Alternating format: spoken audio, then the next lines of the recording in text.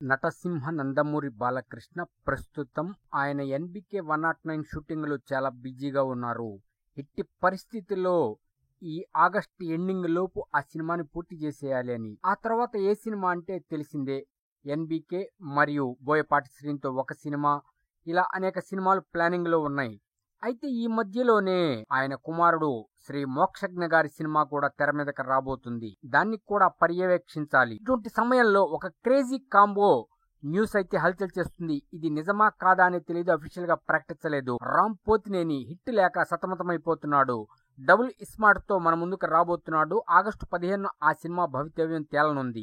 ఈలోపు నటసింహ నందమూరి బాలకృష్ణ గారితో ఒక సినిమా చేయాలి మల్టీ స్టారర్ అని మైత్రి మూవీ మేకర్స్ వారు ప్లానింగ్ చేశారని, అటు నటసింహని ఒప్పించారని, ఇటు రామ్ పోతినేని కూడా ఒప్పించారని. కాకపోతే ఇక్కడ ఏ విధంగా ఉంటుంది ఈ సినిమా, కథలో ఎవరిది పెద్ద పాత్ర, ఎవరిది చిన్న పాత్ర, లేకపోతే ఒకవేళ ఏదైనా చిన్న రోల్ ఇస్తారేమో రామ్ పోతినేనికి. ఎందుకంటే రామ్ పోతినేని హిట్ లేక సతమతం అవుతున్నాడు కాబట్టి ఒక్కసారి నటసింహ నందమూరి బాలకృష్ణ హ్యాండ్ గాని పడిందంటే కొద్దిగా సుడి తిరుగుతుందని ఒక ఉద్దేశంతో ఆయన ఈ సినిమాలో ఏమైనా నటిస్తున్నారేమో.